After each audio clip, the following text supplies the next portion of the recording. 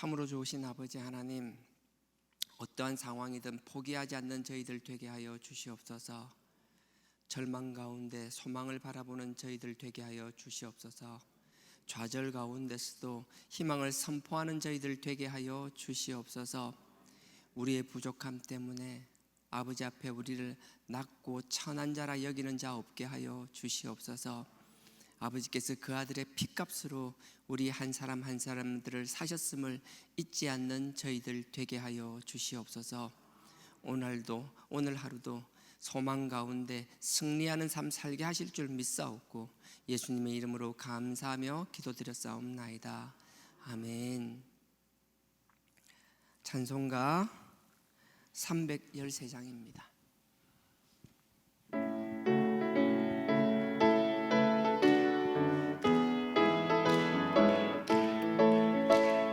갈 길 밝히 보이시니 주 앞에 빨리 나갑시다. 우리를 찾는 구주 예수 곧 오라 하시네. 죄악 벗은 우리 영혼은 기뻐 뛰며 주를 보겠네. 하늘에 계신 주 예수를 영원히 섬기니 우리를 오라 하시는 말 기쁘게 듣고 즐겨하세. 구주를 믿기 지체 말고 속속히 나가세. 죄악 벗은 우리 영혼은 기뻐 뛰며 주를 보겠네. 하늘에 계신 주 예수를 영원히 섬기리.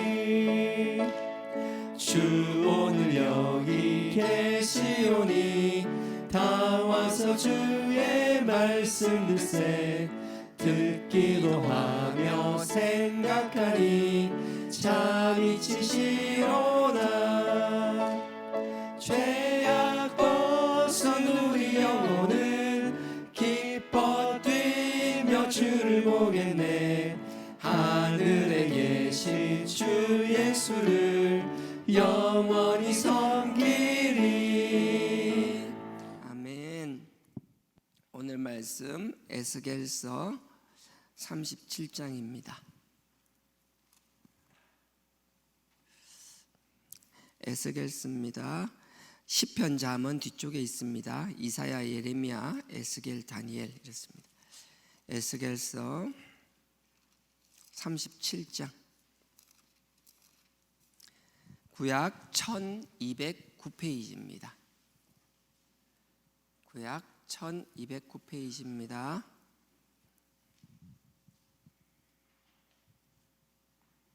에스겔서 37장입니다. 제가 원래는 4절 5절을 하려고 했는데요, 길지가 않아서 1절부터 6절까지 교독하도록 하겠습니다. 에스겔서 37장 1절부터 6절까지 교독하겠습니다. 제가 먼저 읽겠습니다.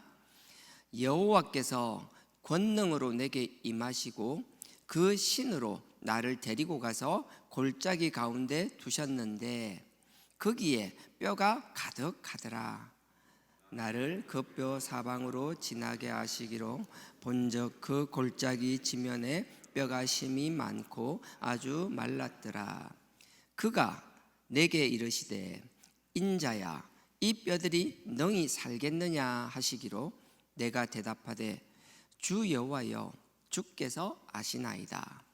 또 내게 이르시되 너는 이 모든 뼈에게 대언하여 이르기를 너희 마른 뼈들아 여호와의 말씀을 들을지어다.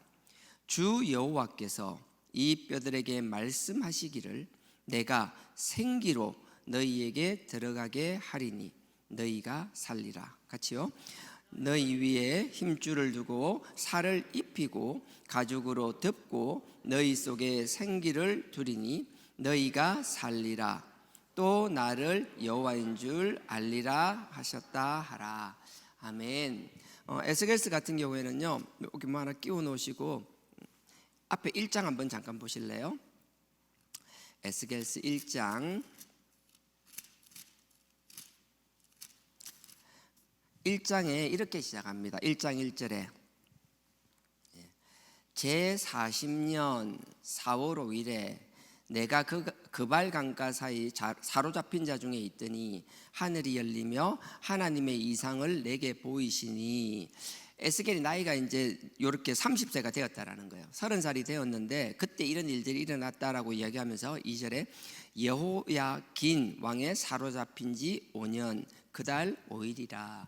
여호야긴이 그 바벨론의 느부갓네살 왕에 의해서 포로로 끌려갑니다. 원래 끌려갈 때가 597년이었어요. 연도는 중요한 게 아니에요. 이스라엘이 망할 때, 예루살렘이 망할 때, 남유다가 망할 때 한 번에 망한 게 아니라 세 번에 걸쳐서 망하는데 605년에 한 번 망하게 돼요. 여호와 김양이 끌려가고요. 그 다음에 이게 김긴 이렇거든요. 여호야 긴 왕이 2차 포로 때 끌려갑니다.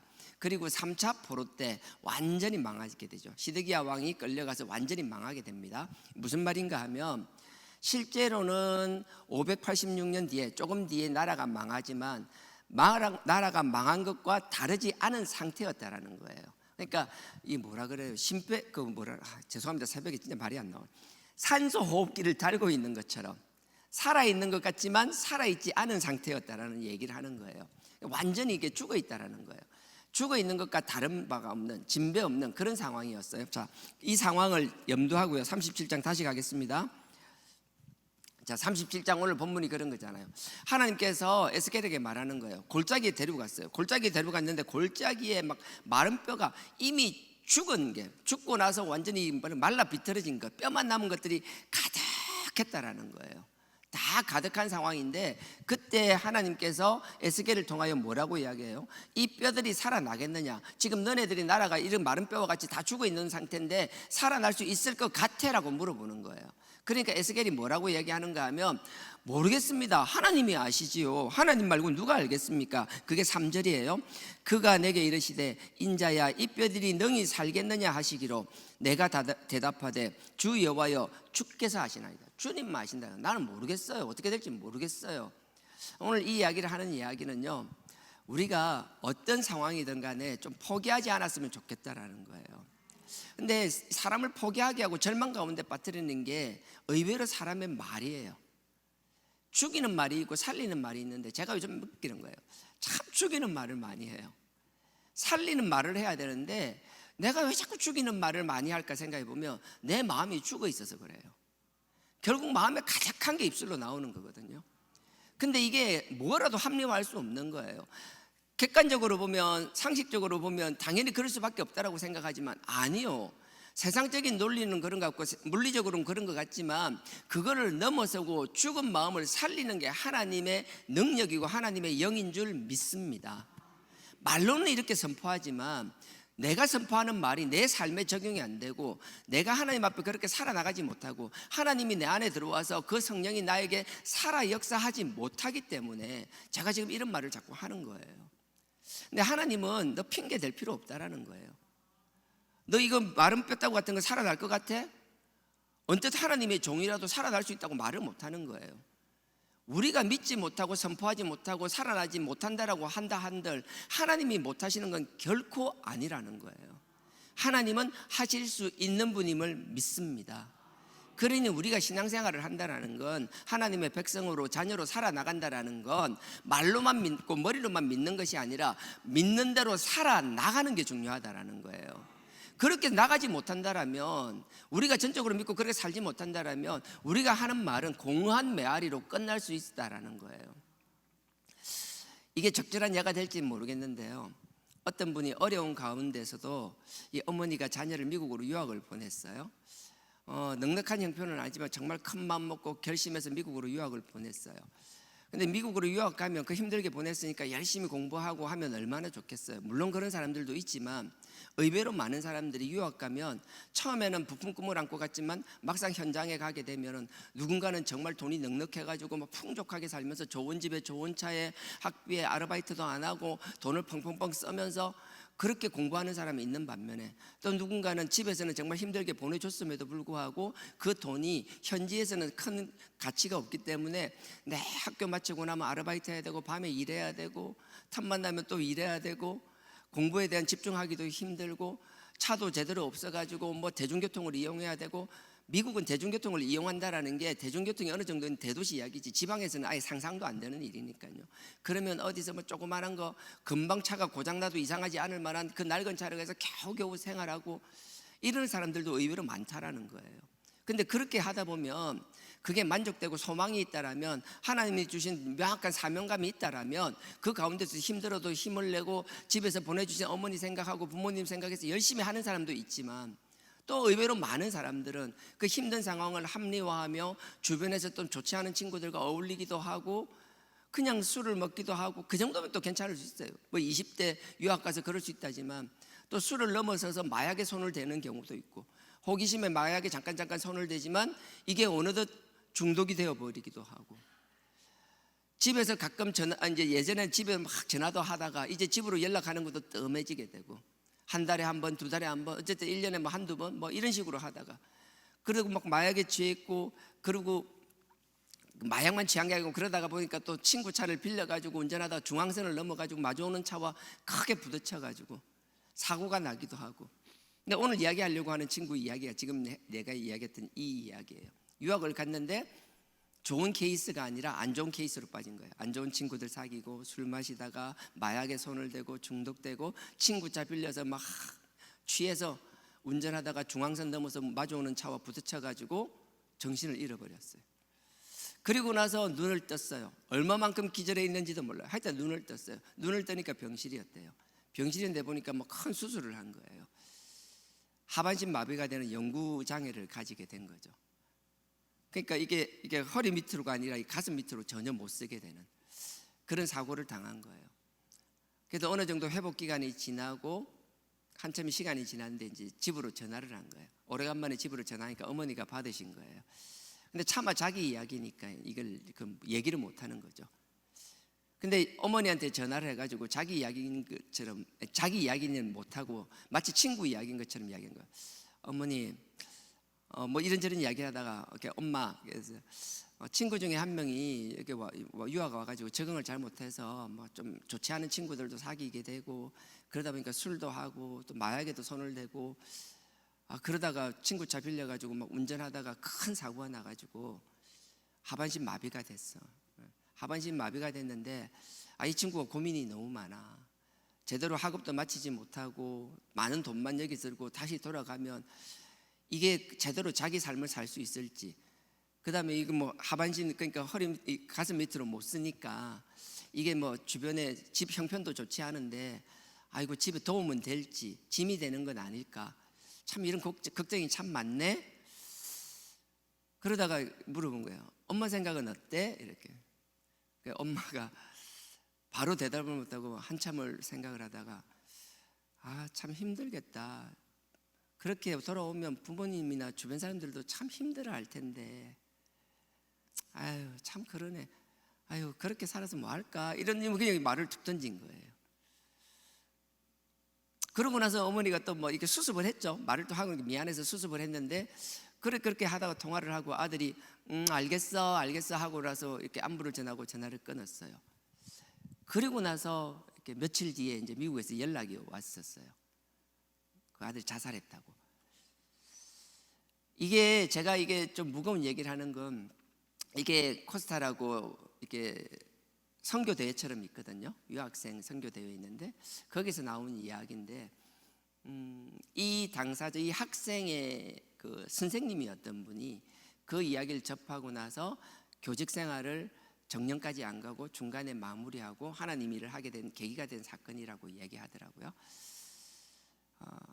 우리가 누군가에게 이야기를 할 때 우리는 뭐 상황을 알면 당연히 누구라도 그렇게 얘기하지 않았었겠죠, 그죠? 근데 마치 자기 아들이 이야기 아니고 친구 이야기인 것처럼 얘기하니까 제3자인 것처럼 그냥 툭 던졌는데, 그 말을 듣고 아들은 그런 결정을 해버렸거든요. 그래서 우리가 말이 참 중요하다. 그래서 말을 정말 죽이는 말이 아니라 살리는 말을 해야겠구나. 우리는 무의식 중에 내뱉는 말이지만, 우리는 그 상황에서 얼마든지 우리를 합리화할 수 있는 말이지만, 그럼에도 불구하고 그 말의 열매는 누군가를 죽게 할 수도 있다라는 사실. 그래서 우리는 항상 입에 재갈을 물리는 게 참 중요하다. 때에 맞는 말을 하는 게 참 중요하다. 근데 그게 내 마음대로 되지 않는다. 우리는 100이면 100 항상 내 중심으로 생각하고 살아나가고 판단하고 남을 정죄하기도 하고, 정말 하나님 중심으로 살아가지 못할 때가 너무나 많다. 말로만은 하나님을 닮아간다, 예수님을 닮아간다 하지만 정작 우리의 중심은 내 중심일 때가 너무 많다. 그래서 하나님 말씀 볼 때 그러다가 보니까 이 말씀이 그냥 그런 거예요. 죽었다고 살아날 수 있느냐? 그런 개념이 아니라 하나님께서 에스겔을 통하여 말씀하실 때, 그래서 오늘은 이 본문을 제가 말했던 이 예화를 통해서 그런 시각으로 좀 보았으면 좋겠다는 생각이 들어요. 3절에 제가 다시 읽어보겠습니다. 그가 내게 이르시되 인자야 이 뼈들이 능히 살겠느냐 하시기로 내가 대답하되 주 여호와여 주께서 아시나이다. 4절입니다. 또 내게 이르시되 너는 이 모든 뼈에게 대언하여 이르기를 너희 마른 뼈들아 여호와의 말씀을 들을지어다. 이 뼈들이 살아나겠냐고 물어볼 때 모르겠다 그러는 거예요. 그러니까 하나님이 에스겔에게 말하는 게 뭐예요? 내 말을 전하라라고 하는 거예요. 너희는 살지 모를지 네가 판단하지 말고 내 마음, 내 말을 전하라는 거예요. 그래서 우리는 항상 하나님을 아는 걸 게을리해서는 안 돼요. 예수님을 알아가는 걸 게을리해서는 안 돼요. 하나님의 그 마음, 그 말을 전하라는데 5절입니다. 주 여호와께서 그 뼈들에게 말씀하시기를 내가 생기로 너희에게 들어가게 하리니 너희가 살리라. 우리는 누군가에 이야기할 때 이미 죽은 것 같고 마른 뼈 같을지라도 살 수 있다, 산다라고 이야기해야 되는 거예요.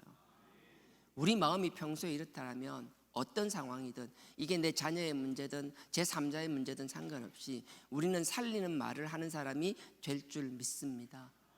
우리 마음에 하나님의 영, 그 예수님의 영이 살아 계신다라면 그 영이 우리를 그렇게 인도해 나갈 것이며, 하나님이 보내주신 그 영을 우리가 계속 죽은 상태로 방치하고 있다든지, 그 영이 그 사역을 하지 못하게끔 내가 나의 주인이 되어 있는 삶을 산다라면, 하나님께서 그 아들의 핏값으로 보내주신 그 영, 그 예수의 영 또한 나에게 더 이상 주인 노릇을 하지 못한다라면 우리는 무의식 중에 항상 살리는 말, 살 수 있다라는 그 선포가 아닌 끊임없이 누군가를 생각하며 객관적이라고 이야기하지만 끊임없이 죽이는 말을 할 수밖에 없는 존재라는 사실, 그 사실을 인정할 수 있는 저와 여러분 되기를 원합니다.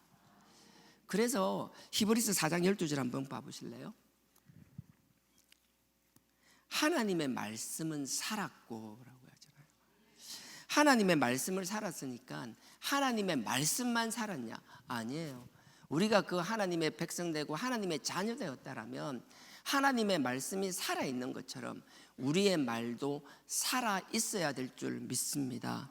그래서 히브리서 4장 12절 보면 우리가 너무나 잘 알죠. 하나님의 말씀은 살았고, 그냥 단순히 살아있는 게 운동력이 있다라는 거예요. 정체되어 있거나 죽은 것처럼 시체처럼 있는 게 아니라는 거예요. 하나님의 말씀은 살았기 때문에 역동적이라는 거예요.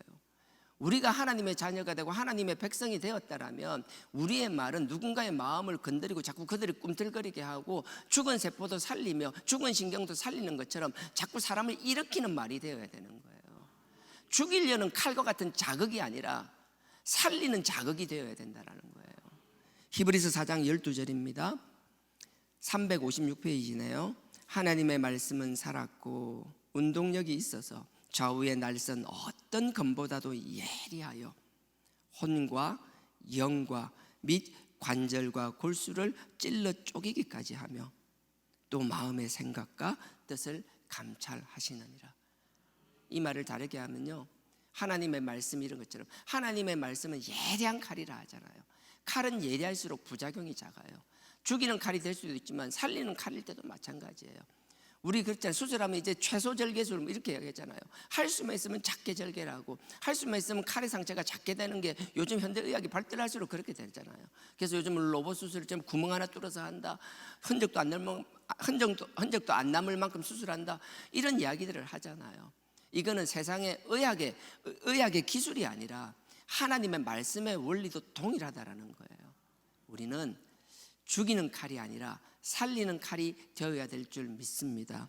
그래서 우리의 말은 그들의 혼과 영을 살리고 그들의 관절과 육신을 살릴 뿐만 아니라 그들의 마음과 생각과 뜻도 살릴 수 있는, 그래서 그런 하나님의 귀한 도구로 쓰임받는 저와 여러분 되기를 주님의 이름으로 축원드립니다. 잠언 18장 21절에 보면요, 죽고 사는 것이 혀의 권세에 달렸다 그랬잖아요. 우리는 말을 통하여 누굴 죽이기도 하고 살리기도 해요. 근데 잠언 한번 찾아보실래요? 아까는 12장요. 이번에는 잠언 12장 18절. 지혜로운 말이 있다라는 거예요. 자, 시편 잠언 12장입니다. 미련한 말은 찔러서 자꾸 죽이지만 지혜로운 말은 양약이 된다는 거예요. 우리 양약이라 하면 잠언 17장 22절 너무 잘 알잖아요. 즐거움은 마음의 양약이 된다라고. 근데 내가 기쁜 것도 나를 살리고 나를 치료한다라는 거예요. 하지만 그것도 있지만 그 못지않게, 아니 그보다 더 중요하게 말이 중요하다고 이야기하는 거예요. 12장입니다.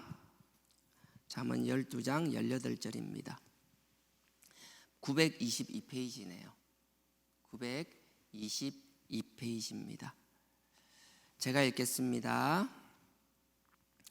혹은 칼로 찌름같이 함부로 말하거니와 지혜로운 자의 혀는 양약 같으니라. 제가 다시 읽습니다.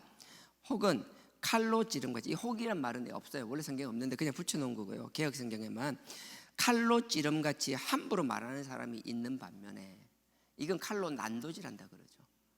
상처를 남기고 후유증을 남기고 계속 말로 그러는 사람이 있어요. 반면에 지혜로운 자의 혀는 양약 같으니라. 양약이라는 건 여기서 정확하게 말하면 원어 그대로 하면 치료하는, 살리는 거라는 거예요. 그래서 나는, 아니 우리 모두가 그랬으면 좋겠어요. 첫째, 가까이 있는 혈육들에게 정말 양약과 같은 지혜로운 말을 할 수 있는 자들이 되기를 주님의 이름으로 축원드립니다. 말은요, 내 마음에 있는 게 나온다 그랬잖아요. 그래서 평소에 우리가 하나님과의 관계를 잘 형성해야 되는 것이며, 내가 하나님 앞에 어떤 존재인지를 알아야 되는 것이며, 내 마음이 그럴 때 우리가 남을 죽이는 게 아니라 내 나름의 내 생각의 판단의 객관적 근거를 가지고 하는 것, 그게 중요한 것이 아니라 우리는 죽어가는 사람들에게는 정말 무조건 반사처럼 살리는 말을 할 수 있는 자들이 되기를 주님의 이름으로 축원드립니다. 특히나 우리의 혈육은요, 아무리 객관적으로 봐도 답이 없는 경우가 허다해요. 아까 에스겔의 마른 골짜기처럼요. 아무리 봐도 죽었어요. 말라 비틀어졌어요. 답이 없어요. 제가 그래서 오늘 기도할 때 그런 생각이 들었는데, 우리는 미성숙한 자들입니다. 우리는 온전한 자들이 아닙니다. 부족한 자들입니다. 그걸 알게 된다라면 우리 스스로가 하나님 앞에 기도해야겠죠. 하지만 내가 부족하고 미성숙하다라는 건 나만 아는 것이 아니라 나의 가까운 혈육들도 다 알고 있다라는 거예요. 특히나 부모 같은 경우는 자녀를 바라볼 때 너무나 잘 알고 있다라는 거예요. 심지어 자녀가 부모를 볼 때도 마찬가지인 경우가 허다해요. 하지만 그들의 부족함들이 이렇게 바라보고 있잖아요. 하지만 그 우리의 미성숙함과 부족함이 하나님 앞에 우리 스스로를 존재 가치가 없는 자로 여기는 사람이 결코 되어서는 안 된다라는 거예요. 그렇기 때문에 하나님은 나는 존재 가치가 없는 자입니다, 나는 무가치한 자입니다. 아니요. 우리는 부족하지만 우리가 부족하기 때문에 하나님이 영이 운동할 수 있는 공간이 생기는 것이며, 내가 더럽기 때문에 내가 씻음으로 말미암아 하나님의 자녀로 거듭날 수 있는 기회가 생기는 것이고, 부족한 게 전혀 흠이 아니라 너무나 당연하다라는 거예요. 문제는 그 부족함을 부족함대로 깔고 앉아서 스스로를 한탄하며 하나님의 영이 다시 나에게 개입하고 그 영이 나를 끌어가게 하지 못하는 것이 문제이지, 나의 부족함은 결코 문제가 될 수 없다라는 거예요. 그래서 우리는 항상 그래야 돼요. 하나님, 부족한 자입니다, 미성숙한 자입니다. 하지만 하나님 앞에 나는 결코 존재 가치가 없는 자는 아니라는 거, 하나님이 나의 주인이시고 하나님이 나의 아버지이십니다. 나의 부족함을 채워주실 아버지를 믿고 의지합니다. 그러면서 내가 계속 성장했듯이 우리의 육체가 어릴 때부터 나도 모르는 사이에 걷지도 못하고 기기만 하던 내가 어느덧 기능을 멈추고 걷기 시작하고 뛰기 시작하고 어느덧 이만큼 나의 삶의 자리에서 이 역할을 하게 된 것, 못하는 것을 바라보는 것이 아니라 내가 하고 있는 것에 감사하며 앞으로 나를 이끌어서 하게 하실 하나님의 뜻과 영광과 그 소망과 희망을 바라보며 나아가는 저와 여러분 되길 주님의 이름으로 축원드립니다. 그리고 그 일을 위하여 묵묵히 기도하며 우리의 말로 죽이는 것이 아니라 그들을 살리는 우리가 되기를 주님의 이름으로 축원드립니다. 가족을 위하여 그렇게 했으면 좋겠어요. 그리고 나서 우리의 삶의 자리에서도 그랬으면 좋겠어요. 제가 정말 안 되는 게 그래요. 10가지 잘한 것이 있는데도 불구하고 한두 가지 아쉬움 때문에 답답해하는 것, 그거는 저의 정욕이고 저의 욕심이고 하나님 앞에 결코 상급을 받을 수 있는 일이 아니라고 저는 믿습니다. 그럼에도 불구하고 이게 잘 안 되는 게 저예요. 저만 그런 게 아니잖아요. 우리 모두가 별반 다르지 않는 나약한 존재들이잖아요. 우리가 아니라 하나님의 뜻 가운데서 정말 누군가를 죽이는 게 아니라 입술의 혀가 양약이 될 수 있는 저와 여러분 되기를 주님의 이름으로 간절히 축원드립니다. 오늘 하루도 누군가를 살리는 삶, 이번 한 주도 누군가를 살리는 삶, 우리의 남은 삶도 누군가를 살리며 하나님을 영화롭게 하는 삶을 사는 저와 여러분 되기를 주님의 이름으로 축원드립니다. 다 같이 기도드리겠습니다. 아버지 하나님, 눈에 보이는 현실만 바라보는 것이 아니라 그 가운데 있는 하나님의 깊은 뜻을 발견하는 저희들 되게 하여 주시옵소서. 어떤 상황에서도 포기하지 않는 저희들 되게 하여 주시옵소서.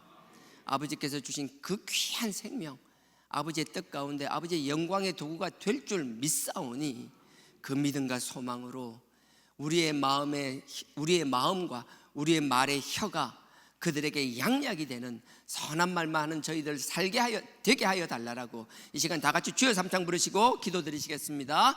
주여, 주여, 주여.